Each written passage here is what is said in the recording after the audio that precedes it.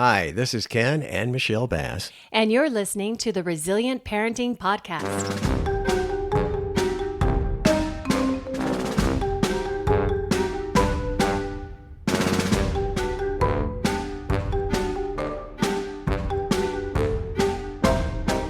Hello there, and welcome back to another episode of the Resilient Parenting Podcast. And this is kind of special today. It is very special. Today is our 50th episode. And for our 50th episode, we thought we should probably do something a little extra, because that's kind of how we are. Is it kind of like Ken and Michelle's greatest hits? You know what? Honestly, if we were to do the greatest hits, we would have to have something from every episode. We actually, like looking at all of the different episodes and the information that was shared and resources, it was really hard to narrow it down for a 50th episode special. So thank you. Really, thank you to all of our amazing special guests that came and shared their knowledge. And thank you for listening also to all the podcasts. Absolutely. Yeah. Absolutely. So, I think we should get going. And, one more thing I would say, if you're new to our podcast, this is a great sample of what you can expect from our podcast, and maybe you'll hear something you really like and you'll go back and listen to the full episode with our special guests. Yeah. Okay. So let's get this party started. Headed down memory lane.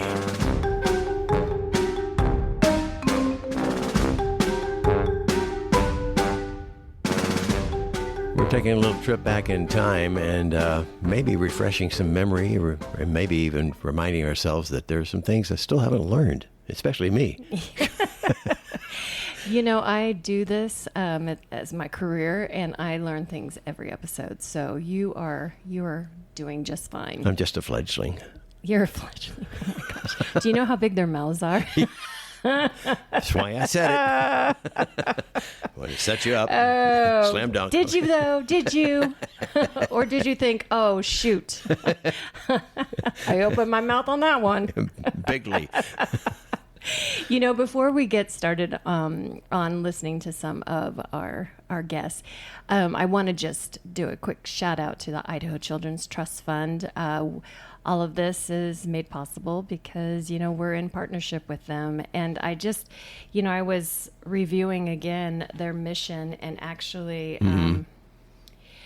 the vision, I love this. It's we envision a world where all children grow up happy, healthy, and prepared to succeed in supportive families and communities. And I think that this podcast is just a really great example of bringing community together to support families all over the state of Idaho.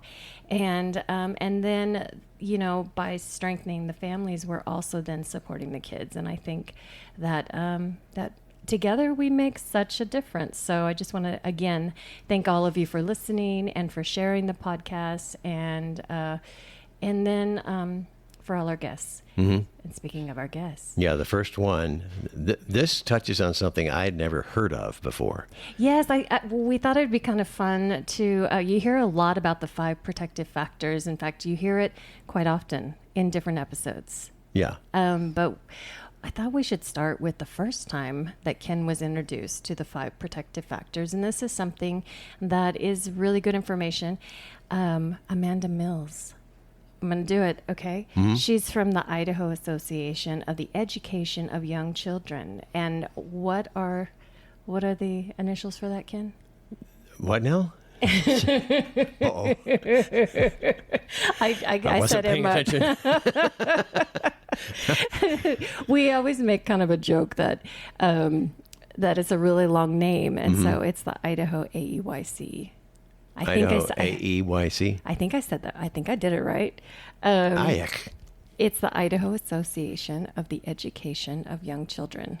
AEYC. Sounds like you have like a hairball or something. Yeah, sorry. Well, enough about that. Let's hear about the 5 protective factors with Amanda Mills. So the Strengthening Families framework has 5 key protective factors. We know these aren't the only protective factors, but these are sort of the 5 key protective factors. So the first is parental resilience. So this is the ability to manage stress in challenging times. The second is social connections. So healthy relationships that offer support. The third is knowledge of parenting and child development. So this is sort of a basic understanding of parenting strategies that support children's development. The fourth is social and emotional competence. So this is the skills to communicate, build, and maintain relationships and to manage our feelings. Okay. And then the fifth is concrete support. So this is knowing how and where to access resources to support our family's needs. One of the most significant evolutions I'm seeing and hope to continue seeing in our society is that asking for help when you need it should be considered a strength. Definitely. Yeah. Yeah. And Don't be stubborn. Yeah, well, a lot of times, I would say even as someone who, like a social worker, it's hard to ask for help because you're so used to being the helper that it's really like, I don't want to show weakness or I want to show that I know what I'm doing. Sometimes but it's a sense of pride, too. yeah, it's Absolutely. everybody needs help sometimes. And so we're interdependent on each other. Right. And a lot of us have learned, I grew up in that sort of like, you got to pull yourself up by your bootstraps, Yeah. right? And what we're recognizing is that every family has strengths and every family needs help, right? Exactly. Yeah. Exactly. Well, that certainly reminded me of what the 5 protective factors are. Now I just got to try to remember them after hearing it again. It's okay. I'm sure we will hear about it again. Yeah. It's one of the baselines.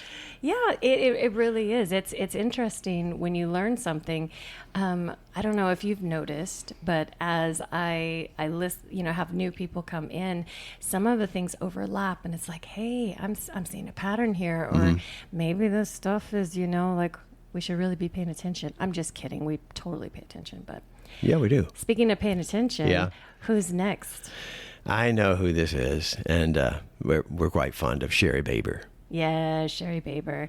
She started Brown Like Me, which is an amazing organization, but we're not going to talk about it because what we decided was to take a clip of how it came to be and what inspired her to start it. So that's how all of this started, is having white parents bring their black children in to get their hair done. And conversations grew, when you go to the hairdresser, you talk about all kinds of stuff. We're that's the place hairists. to talk. Yeah. But greater than that, I built relationships with the kids. I noticed early on that kids as young as 2 and 3 years old wouldn't want to leave when they were done getting their hair done. And that puzzled me. Like, I'm a stranger, but to them, I wasn't a stranger. To them, I looked like them. Right. And there was a connection that I didn't realize, and they probably didn't either. But soon as they started being able to verbalize things and communicate things, over the years, we built this relationship. And what actually started Brown Like Me was a little girl I had been working on for, I don't know, probably 6 years. She was about 10 or 12 at this time, and she was getting her hair done. She said, "Miss Shari, I'm going to a birthday party." I said, "That's great, girl. Birthday parties are so fun." And then she looked a little puzzled in the mirror. I'm standing behind her doing her hair. And she looked in the mirror, looked up in the mirror at me, and she said, "Miss Shari, I'm the only brown girl at all the birthday parties." And I've heard that more than once. I'm the only brown girl in my class. I'm the only brown boy on the basketball team. Like, I have heard this over the years. And so I've always tried to follow that comment with something positive, like God made you special and you're rare and you're unique, trying to build up their self-worth and self-esteem. And this little girl stopped talking and turned around and looked me directly in my face. And she said, "Miss Shari, I'm the only brown girl at my own birthday party." Oh, wow. Wow. Oh, okay. And real quickly, that took me to a place where I felt like, what if somebody dropped me down in China? Nobody looked like me. Nobody understood me. Nobody understood my culture or my heritage, and I didn't understand theirs. And then it came to me, I have a 4,000 base clientele. I could make a difference in this kid's life. Wow. And so Brown Like Me started with me wanting to have birthday parties once a week so all the little brown kids could get together and see each other for birthday parties. So I love that. As you can see, Shari is amazing. We've got some soul food to thank her for also, the Soul Food Festival. she brought it back. Yeah. It was here and then it wasn't, and she brought it back, and so many things in the community. But that story just really just touched me, and it really changed my perspective on a lot of things. So I really appreciate her, and hopefully we will have her back. That'd be nice. That would be nice. Okay. You know, and something that we did last year, we haven't done it this year, but I am thinking about adding it to 2025, and that is the Parenting 101 episodes. And what those were basically Ken and I would introduce maybe a concept. And I'd try to grasp it. Miserably sometimes. Keyword on tried. So there's this episode where I was talking about the engine, our bodies as an engine. It's really about regulation. So your regulation as as an adult, and then if you're able to be regulated, then to know how to help your child regulate. And sometimes that means co-regulation. And so one of the things I introduced was the engine plate, and it was based on colors. So green was like like you're calm, you're in your thinking part of your brain, you're ready to go. Red is like where your energy is really like tuned up pretty high. That's usually where you'll see like fight and flight. It can be like where you're angry, you flipped your lid. The opposite of that would be blue, which is where your energy is really low. So that's when you're not feeling that great, or you're bored, or you're just so overwhelmed that you just shut down. And that's where you might see freeze. And then I'm not sure if we did yellow. I think we did. Yellow is that warning where you might be wiggly or starting to feel a little anxious or nervous, worrying about things. You're a little tuned up, but you still are able to access your thinking part of your brain. But, or you try to speed up before it turns red. Okay, that's how you drive. Oh, Actually, sorry. no, that's how I drive. But we're not talking about my driving. So this was the introduction, and I added some cartoon characters and introduced it to Ken. And if you know Ken, wow. if you know Ken, it got interesting. So let's take a listen. Another way to look at this, and this is something that you can use with your children. Are you familiar with Winnie the Pooh? Sure. Yeah. Okay. So when you think of red, Yeah. think of Tigger. Think about Tigger's energy. He's like a jumping around, jumping around. I'm Tigger. Bounce, bounce, bounce, bounce. Bounce, bounce. And then, let me... Eeyore? Eeyore is blue. Oh, bother. Which, so who do you think... Well, hold on before... Who do you think would be green? Who do you think would be green? Pooh. Pooh. Green Pooh. Oh, you went there. Oh, I'm going to look at that a whole new way now. Oh, goodness. That's all, folks. Oh, bother. And I just like to say that I still look at it in a whole new way, thanks to you. Oh, you're quite welcome. Glad I could bring that to the podcast and to our marriage. Ew, I hope you didn't bring green poo to our marriage. How do you stay together for so long? Aerosol spray. I was going to say oversharing. Who's next on our list? You trying to change the subject? Yep. Before this gets flushed. Okay. You know what? We're going to talk about healthy masculinity. Oh, yeah? Yeah. And which brings up, we've had a few men on the show, and you're a man. Thanks for noticing. I'm just curious. Oh. As a father, grandfather, how has this podcast has it had an impact on you as a father and a grandfather? Oh, yeah.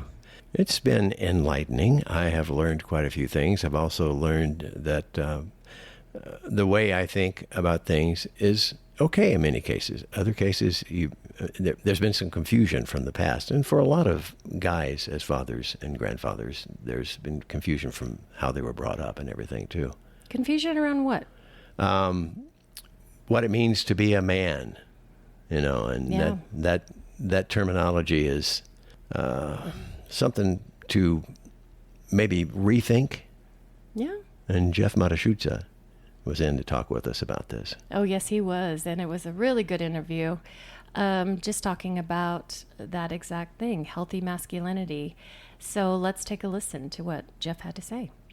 I believe you contract through Breaking Chains and do groups? I do. Okay. Can you tell us a little bit about that? Gladly. Breaking Chains Academy of Development is a beautiful organization in Nampa that is it's a school, and they provide training and opportunity for students to achieve their GEDs and high school equivalency exams. My role there for the last, 5+ years is providing a little group, really intentional around engaging young men. Okay. We talk about healthy masculinities, what it means to be a man, where they've learned those behaviors, actions from, challenging them in a way, but really promoting and discussing what are healthy relationships, what are behaviors that they want in their relationships, and what are things that they want to reject that my generation has put on them, right? As far as what the norm is for quote-unquote manhood. Yeah, machismo and things like that, right? Oh, yeah, machismo, be a man, act like a man. Like, there's so many intersections. Men don't cry. Never. Unwritten rules. I remember I was like 10 when I got the unwritten rule that boys don't cry. My mom just didn't let me in the house. Like, I fell off my bike and the whole neighborhood heard me crying. Snot, tears. But my mom met me at the door and just said, big boys don't cry. Oh, wow. Okay. So dual message: 1, don't cry; 2, go handle it yourself. Right. So I think there's a lot of these unwritten rules or messages that we get from my mom, from my dad, from my coaches, from my peers, about what it means to be. And I think that impacts how we as men become fathers. Because I don't think I know I didn't really know. I'm grateful. My father was supportive, low bar here, but never physically abusive to me or my mom. And I still struggled with what it meant to be a dad, playing the part in some certain ways. But what I realized about 3 years into the gig when our oldest was born, I was leaving a lot on the table for my partner. There's something about his voice that reminds me of someone. I just can't put my finger on it. I think he reminds you of someone who's been in a lot of action movies. Action movies? Yeah. What are you talking about, action movies? Jeff's voice? Yeah, not action movies. More like politics. You're hearing politics? Yeah. Oh, maybe the difference between you and me. You figure it out yourself and let us know, okay? Yeah, it's just something, once you hear it, you can't unhear it. Yeah. And Jeff's probably like, what are you talking about? Jeff, just for chat, I'll tell you. I'm sure you've heard it before. You can get a hold of me, Jeff, if you're curious to know what I'm talking about. Maybe it's just me. It's just her. I do want to say that the next one, this was such a fun interview, and something has happened recently that I learned about, and so we wanted to make sure that we took a moment to celebrate this next guest, Charlye Hahn. I've known her for years. We worked together in lots of different projects. Just a really big advocate for kinship care. And I learned that she's retired. Oh, wow. Yeah, she just had her retirement party, and she's retiring.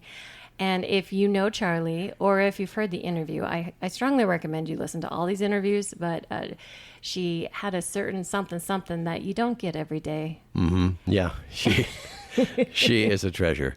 And by the way, Charlye, retirement ain't so bad. Yeah. And I know that she wanted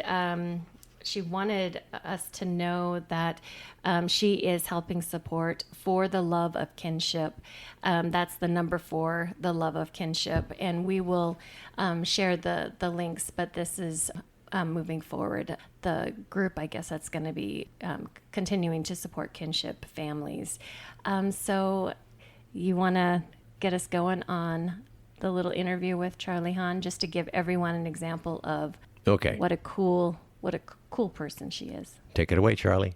The fun back into caregiving. Nice. Because children will learn so much quicker when it's a fun environment. Yes. If I'm teaching you something in fun, Michelle, I can do it 9 times and you've got it. Yeah. If I'm yelling, if I'm disciplining, if I'm being the mean caregiver, it's going to take me 100 to 200 times of saying the same thing before you get it.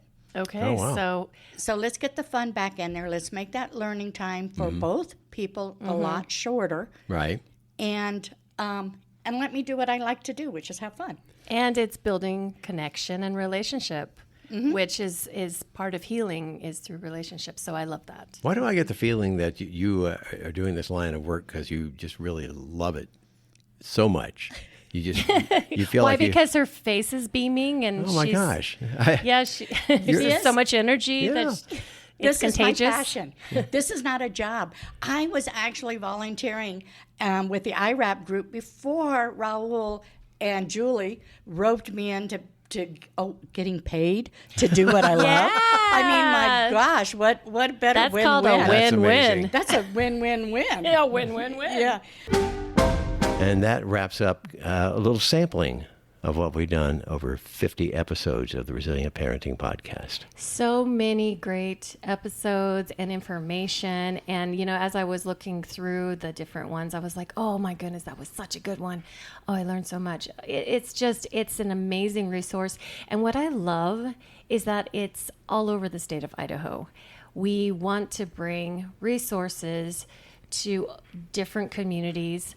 And, for those that maybe are outside of Idaho that listen, because there's a few that do, there's also national programs, and maybe in your state they have a similar program. And if not, I think if anything, this podcast has shown us is that if there's a need, there's something that you want to help your community with, all you have to do is just get like-minded people to share in that vision. So I highly recommend that you go back and you listen and continue to support our podcast, because we're not done yet. We're going to do another 50, and we have a new one coming up next week. So thank you, Ken, for going on this ride with me. You're quite welcome. Thanks for dragging me along. Sometimes it does feel like I'm dragging you. By the way, Jeff Matsushita, you sound like The Rock doing Obama. Is that close? What? Where did that even come from? To me, he sounded like The Rock. And you think The Rock? Yeah, and you think he never sounds said like that. Obama, right? Oh my goodness, you weren't supposed to tell anybody. Oh, forget that part. Yeah, you know what? Stick with what you know. Green poo. Just kidding. I'm just kidding. My mantra.